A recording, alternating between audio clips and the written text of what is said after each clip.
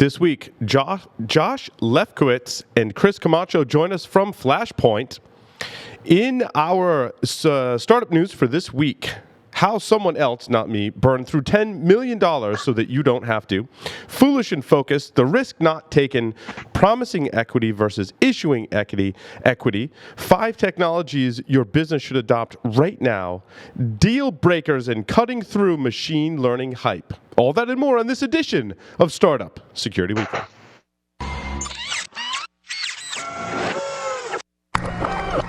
This is a Security Weekly production.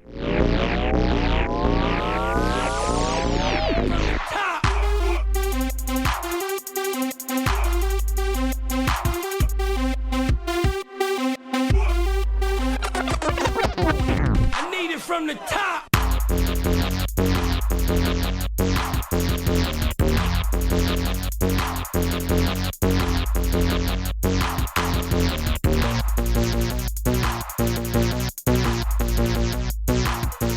Brought to you by Logarithm's Netmon Freemium delivers real-time network visibility to quickly identify emerging threats in your IT environment. Netmon Freemium is a free commercial-grade network forensics and traffic analytics solution. You can use Netmon Freemium's powerful capabilities to search against all of observed network traffic, identify abnormal traffic patterns and application usage, and quickly analyze full packet captures. Take the first step towards real-time network visibility. Visit logarithm.com/freemium to learn more and download it today. Welcome, everyone, to episode 19 of Startup Security Weekly. That's right, there's been 19 episodes. This is Friday, December 9th. I'm your host, Paul Asadorian, broadcasting live from G-Unit Studios in Rhode Island. The roof-raising mofo himself, Mr. Michael Santarcangelo, is on the lines from the beach. It looks like sunny South Carolina. Yeah, it's cold though. It's we got that cold front coming across, and it's like cold enough that we actually I had to put a vest on, and we have to turn up the heat and everything else. And but you know what's keeping me warm is prepping for our dance off. I told the kids about it. They can't wait, and now people are like, it's gonna be on the internet, so we're gonna have to do something, my friend. You're prepping for what? Our dance off. Oh, yes. Are you good? So, to everyone, I'm not planning anything for Paul Security Weekly episode 500, but apparently the rest of the Security Weekly crew is all coming here like sometime in February, like February 9th or something like that. So, if you can make that work, Michael. Maybe I'll have to try to make that work, yeah. I like I said, I'm not planning anything, but there's always booze here, and we can all just sit around and drink and record podcasts because that's kind of what we do. So... And I certainly could have used a drink before my intro. It wasn't the smoothest one ever. They don't always have to be smooth. I'm excited, though, because today we're going to talk. This is the substance that we're enjoying getting into. We're going to talk about pivots. We're going to talk about traction. Those are two things that are important when you're in a startup, and that's what our guests are going to bring today. Yeah, and Michael, why don't you go ahead and introduce our guests and kick off our feature interview for this episode? Yeah, sure. So we've got Josh Lefkowitz and we've got Chris Camacho, and they're both part of Flashpoint. I had a chance to talk to them a couple weeks ago, and what really caught my attention, especially for our program, was we were talking about threat intel and you know what I'll call their pivot. We'll see how they handle it and how they think about it, but it's not just calling it threat intel. It's talking about business risk intelligence, and it connected with me. I was like, oh, I really like that. I like the way you did that. So naturally, I'm like, wait, how did you figure that out? How did you start to pivot? And so we had a really good, excited conversation about it. And I wanted to see if they could come on and join us, and so they did. So we've got Josh and Chris with us. And what's also cool is that Chris joined, but was an early adopter of the technology and really got to understand the company before he joined it. So we can talk about traction. So there's so much that we can talk about, from founding to getting through to getting your initial traction to making your pivot in what seems like exciting, especially in a field that's new, but also a little crowded and a little bit confusing. So Josh, Chris, welcome to Startup Security Weekly. Thanks for having us. Great to be here. Yep. Thanks for having us. No, it's our pleasure. All right. So let's start with Josh. You how did you get started with this? Like, what's the genesis of Flashpoint? How did you pick out the name? What was it like in the early days of setting this up? Yeah, absolutely. So we founded Flashpoint back in 2010. My co-founder, Evan Coleman, and I had known each other dating back to our first jobs out of college in the early 2000s. We both grew up as intelligence analysts, really focused on the counterterrorism portfolio, working hand in hand with federal prosecutors, U.S. attorneys across the country, particularly when there was an investigation or prosecution that had an online component. And throughout the 2000s, as the internet became an even more critical component of terrorist fundraising, propaganda, recruitment, these individuals, these networks were operating in the underbelly of the internet, password-protected forums primarily. And as analysts, we experienced tremendous pain on a very manual level, trying to keep an eye on these various illicit actor communities. There were no search engines that enabled you to look across forums. There were tremendous operational security restrictions and requirements that made even a basic keyword search on a search engine that a forum would make available extremely challenging. And so we looked at ways that you could bring technology to bear to provide efficiencies and really make analysts more effective as they were monitoring the underbelly of the internet. We saw a range of solution providers that had emerged that were really only focused on the open web, commercial social media like Twitter and Facebook, comment sections on the New York Times, et cetera. But from our perspective, if you really wanted to look into the internet to understand risk and threat, there needed to be a far more dedicated focus on the deep and dark web. And that was what, really the brainchild of Flashpoint's origins traced back to. When you say, I have a question that I think is burning on a lot of people's minds, and a question that I get frequently when I consult with organizations, and that is, how is what Flashpoint does and this kind of almost, I don't want to call it threat intelligence, but my question is, how do you differentiate yourself from threat intelligence? I feel like it's kind of like the market has gone in two slightly different directions, and I'm sure you get this question a lot, so I'm curious to hear your answer. Absolutely. And, I think it was that question that kept emerging as we were having conversations with a range of buyers, Chris included, when he was wearing his Bank of America hat, that led us to take a step back and look objectively at what we were doing versus the market. And when you say cyber threat intelligence in the context of the market, the predominant reaction is that you are a feed provider, that you are essentially providing malicious hashes, malicious IP addresses, IOCs in its simplest conception. And when we looked at the engagement that we were having with our customers across the Fortune 500, what we were really doing was helping them make more effective and efficient decisions. And it was not unique to the cybersecurity team. We were engaging with fraud teams, with insider threat teams, with physical and executive protection teams. And so in that way, that really was the origin of this term that we've developed around business risk intelligence, with the recognition that by really understanding our customers' requirements, their priority intelligence requirements, that essentially positions us as an extension of their team. While there inevitably will be some machine-to-machine communication through an API, that is not the bulk of the value proposition that we bring to our customers. It's helping them navigate really complex, really complicated problems and driving to a more effective decision. I like it. Sorry, Michael. Continue.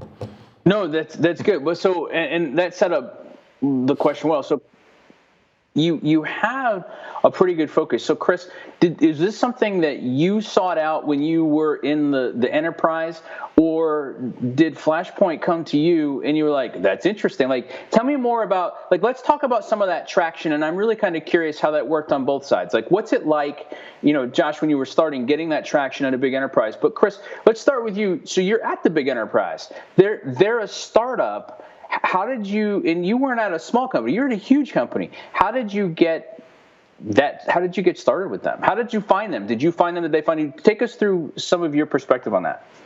Yeah, so thanks. I actually got word about Flashpoint through a peer of mine in a different financial institution. And a quick introduction, I believe my peer was also one of the larger financial institutions and customer number 2 of Flashpoint. In turn, we became customer number 3. of Flashpoint. So we were early adopters because I believed in the mission that they were doing. I loved the human intelligence aspect of things. We already had a whole bunch of providers and feeds that Josh was talking about that were providing us contextual indicators or malware samples. But our team was just overwhelmed with information. A lot of it was repetitive or not useful to us or had no context. So it was not actionable. What Flashpoint provided was actionable information or information that specifically targeted the bank or the financial sector. And it was really early warnings that would let us prepare or let any enterprise prepare for an imminent threat. And that was what was really important. I like the what Josh was talking about, an extension of the team. I really considered Flashpoint to be an extension of our team. And then on the flip side now, I'm seeing that we've become an extension of many of our customers' teams. Many customers talk about forming this quote-unquote partnership with the vendor. I've seen it on the flip side when they talk to me about it, and it doesn't happen. We just are a customer, and once a year they come along and say, it's time for renewal. Are you happy? If we're happy, we renew. If we're not, we don't, right? But at Flashpoint, we're really trying to partner with the customer, either on-site, through ongoing calls, analyst-to-analyst exchange, just different formats that keeps us engaged into their PIRs or the requirements or things that change for them so that we are always on top of things. All right, so let's go back then. So if you're customer number 3, but you're working at a big bank, was there already a defined need for this? Because the two things that you said that I thought were interesting was that, it seems like there was an immediate fit for what they had, but they also, you guys had a respected peer, a colleague, a friend in the industry that was already a customer of theirs. And so one of the things we always talk about is that word of mouth and those testimonials are really important. Somebody calls up and says, hey, Chris, you've got to check this out.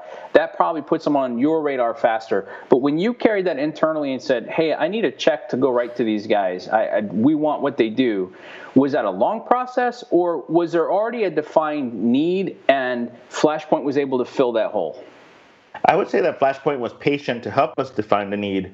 One of the areas that we were transforming our team was to be more of a fusion center-like. Get more involved in fraud, get more involved in physical security, get more involved in third-party risk, in supply chain. And Flashpoint was providing a lot of information in different areas that we just weren't used to.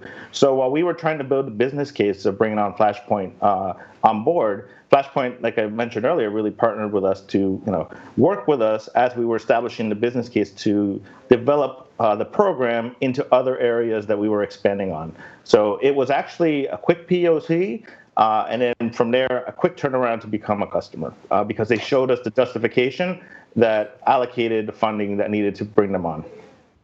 So, Josh, from your perspective, it sounds like, too, as you guys work to be extensions of teams and such, was it a focus early on then to go find did you say, okay, we're going to go target banks, we're going to target big banks, we're going to prove that this works, and that's going to make it easier for other people to get on with us? Or was it just more of that's how it happened and you ran with it? So it was definitely more of the former than the latter.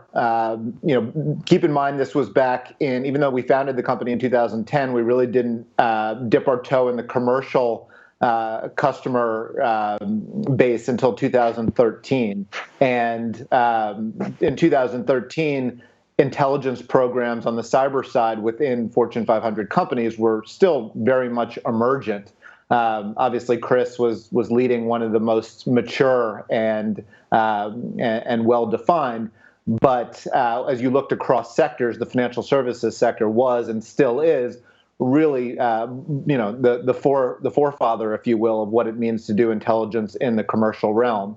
We had the benefit of other vendors coming before us, like iSight, who'd really helped define what it means to have a vendor relationship with a Fortune 500 company doing intelligence in the corporate realm.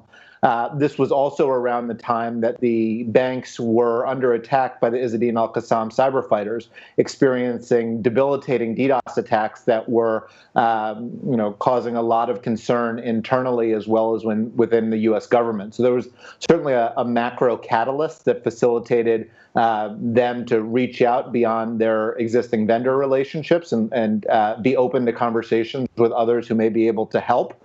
And because Chris and some of our early customers were such thought leaders in the industry and such influencers, they were tremendously helpful in terms of being a referral source. And for the majority of our first years, without a really a sales team to speak of, it was our customers who were our most helpful marketing source. They were, they would always get together at conferences like the FSI SAC. They would talk about who they were working with. This is a very insular and very interconnected community, and your reputation, your ability to add value travels very quickly, or lack thereof. And so we were very fortunate to have folks like Chris who were early adopters and who had such a ability to be an influencer in the community. All right, so let's now talk about what at least I'm calling the pivot. Now, I may be incorrect by saying, and Paul already asked about the threat intel side of things, but when I talked to you guys and you introduced the concept of business risk intelligence, I really liked it. It made sense to me. Talk us through some of the conscious effort to get to that. Was it born of realizing that what you were doing was bigger and you're refining the message? Was that message given to you by your customers, or was it kind of like frustration of explaining how you were not really just threat intel, and how, take us through that, because I think a lot of people when they're in that startup phase don't always recognize the pivot, and you guys did. So I'm curious kind of what led up to it, and then, tell us a little bit about how that's helping you or what you're seeing from it so far. Chris, you want to take the first crack at that? Sure. So one of the benefits I had before coming in was having been a customer and been at a large enterprise and having talked to so many vendors. I came in and met with the management team at Flashpoint and gave them my perception of what threat intelligence currently means in the market. And it really was a crowded space. Different people had different perceptions and ideas and definitions of threat intelligence. Gartner had, all these different companies lumped into threat intelligence. Some made sense, some didn't. So we discussed, how could we really be impactful to the clients as they're really building fusion centers like we talked about earlier, whether it's fraud, executive protection, supply chain, overall risk. And we came up with this concept of business risk intelligence, something that would let us continue working with the cyber teams, but at the same time go and talk to all these other teams at an enterprise and show them value of solutions like ours. It's actually been really successful.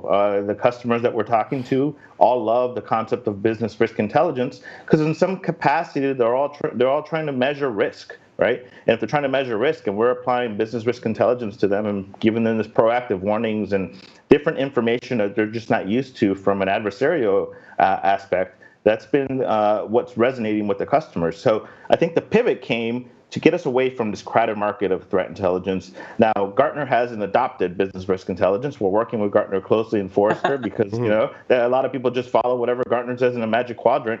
But at the same time, that's okay. We really want to make this a market, help shape the market, and then I'm sure some of these our peers in the industry will follow along because we're starting to hear some buzz from some competitors around risk now, which is a new pivot for them.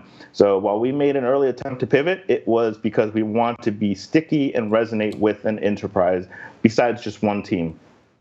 So Josh, what was it like for you? So Chris came in, he's got industry experience, he's recognized for his leadership in it. He's now part of your team and he's saying, guys, listen, I think there's a bigger play here. Did you look at that instantly and you're like, yeah, let's run with it? Or you're like, well, hold on though, what we're doing is working, it's good, I'm not sure. How did you process and handle that from your perspective? So at Flashpoint, we definitely have a very collaborative and rigorous process when we make what I would characterize as material decisions, where we want to get everyone around the table, whiteboard it out, and think about the implications, risks, opportunity costs of anything that we're doing. And so, Chris brought this to the table, and I'd say it took a series of discussions over a course of about 2 months where we really worked out what exactly the term should be, what did it actually mean, what implications would there be, and what may we not be thinking about. We have the benefit here at Flashpoint of a number of team members that have been on the other side, not just Chris, but others who helped build and lead the teams at Hewlett-Packard, at FIS Global. Our Intel team is now led by Tom Hoffman, who led the Intel team at PNC. So they've been on the other side. They've been within organizations that are trying to work collaboratively in this fusion center type approach.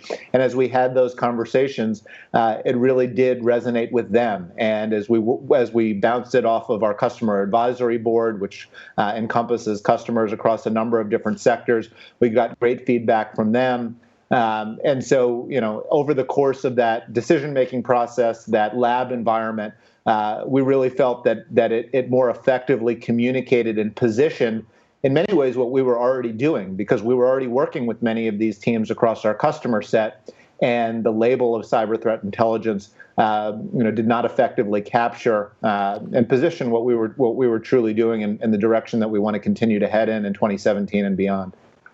So there's two things there, and one of which maybe is something we can talk about later. But I think it's fascinating that you have been able to build your team from people that have really credible experience, but that they were your clients.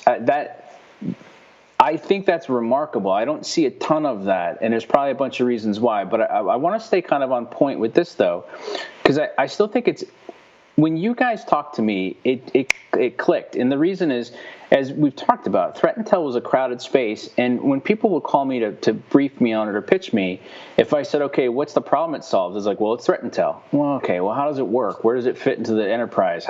And I would get a lot of jargon back. And so it also felt like it was a crowded space where you either knew what you were doing or it was something that everybody kind of talked about but nobody acted on.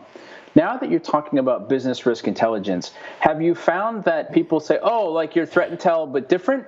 Or does it just completely change the conversation because now you can point to executive protection and you can point to fraud? Like, talk us through what that's been like changing the messaging. Are people, like, how are people responding to it as you're putting it out there?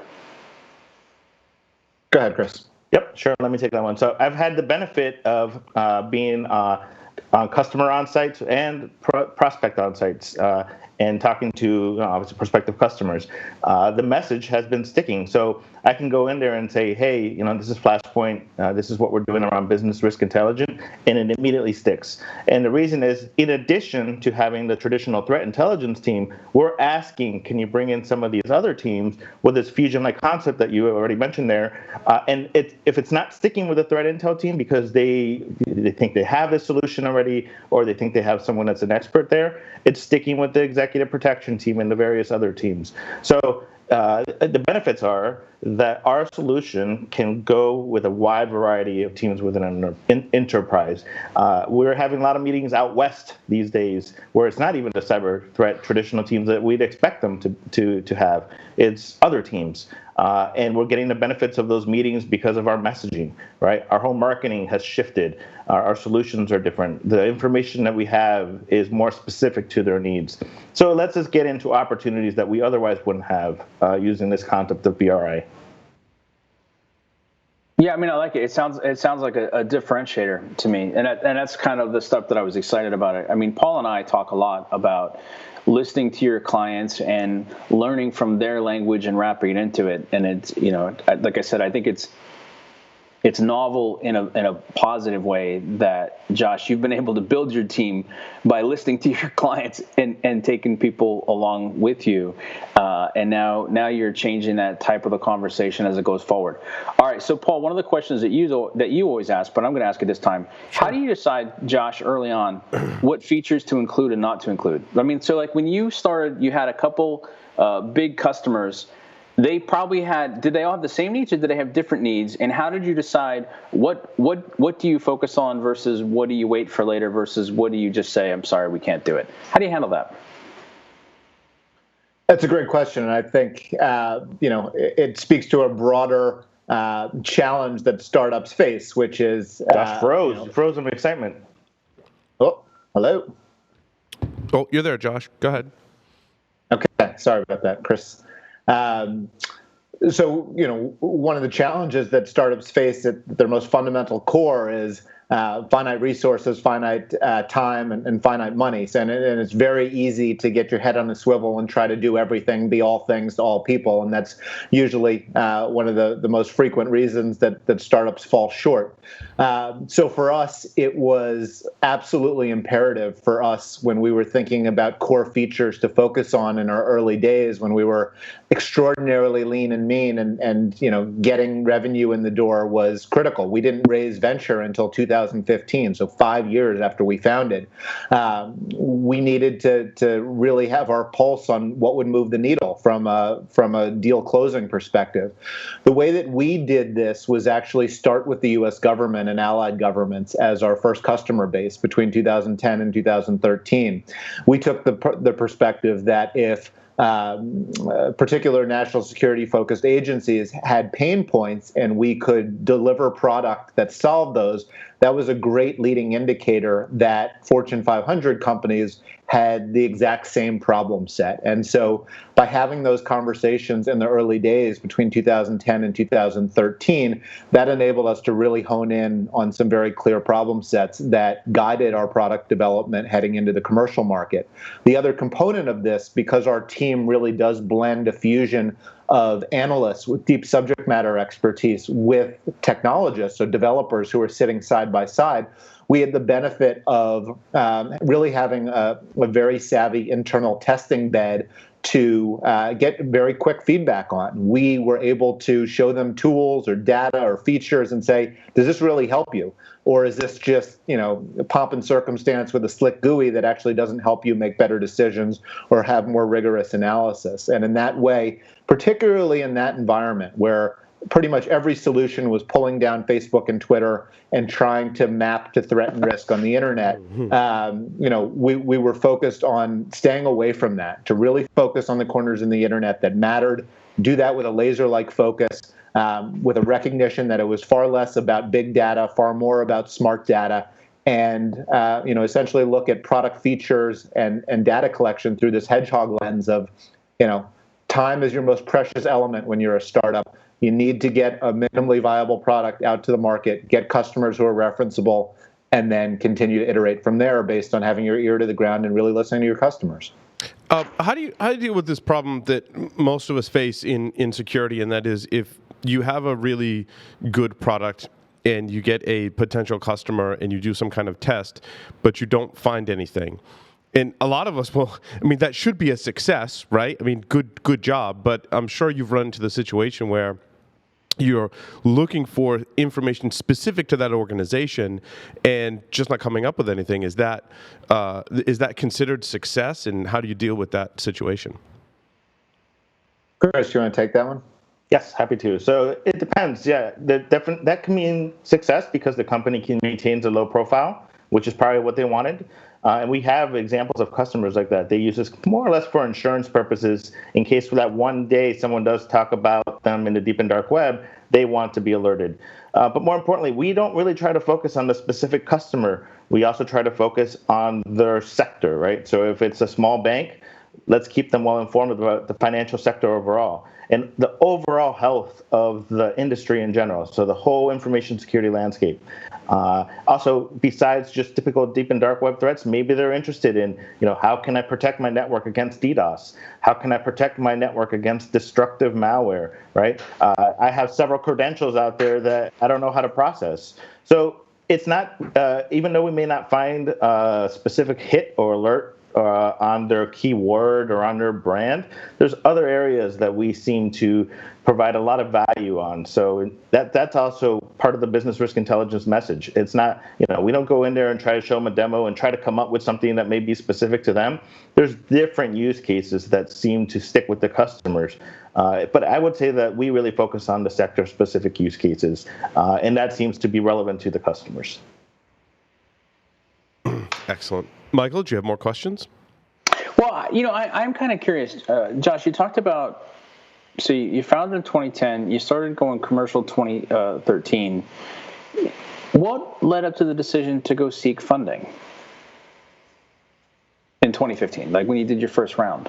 What was that like? Yeah, great Great question. So I think at that point we always wanted to wait to go out and fund the business through institutional capital until we were we had a product that had gone to market, that we had a referenceable customer base that had renewed and proven a track record of success, and had a much clearer vision of what we wanted to use that money for, particularly given that in 2013, 2014 we were still very much in learning mode around the requirements and selling process for the corporate market, which is candidly quite different from doing business with the U.S. government and allied partners. So I think that was really what led us to wait. And then what drew us, or what pointed us to actually go out to the market, was that we were having tremendous success.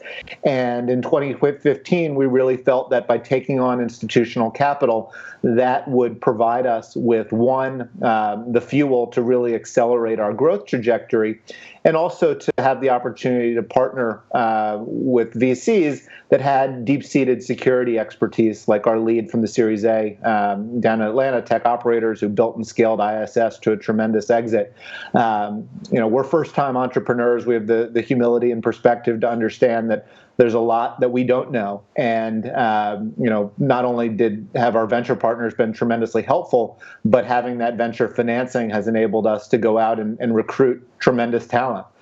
Never in a million years did I think that we would have the ability to recruit somebody of Chris's caliber, for example. And raising that round, helped us build the profile and grow the team to enable us to do that. Yeah, well, Josh, and I'm certain that it's not just monetary compensation that you've been able to attract the talent that you have, and certainly I couldn't think of two better people in addition to Chris, with Allison Nixon and Lance James.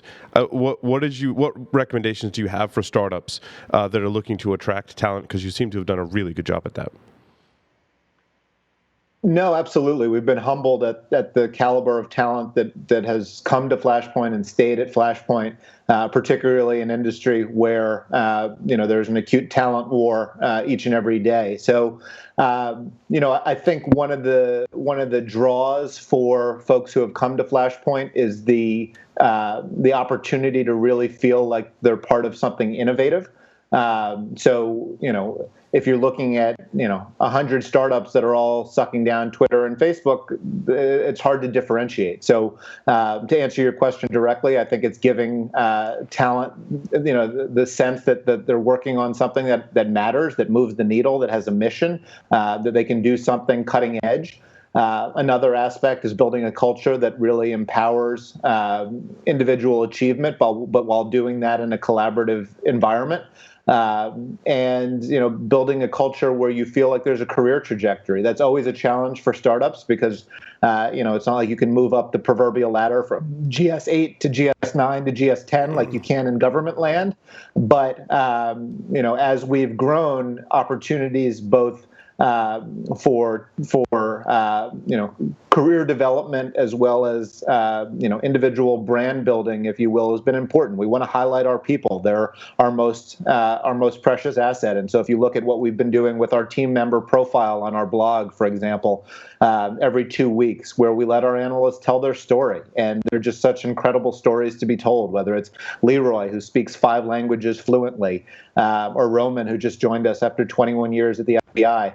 I think a lot of folks feel like they can get lost at other companies, and here at Flashpoint we've placed a heavy emphasis on letting people shine because they're incredible. And was that Jennifer's idea? Because that's another great pickup by you guys as well.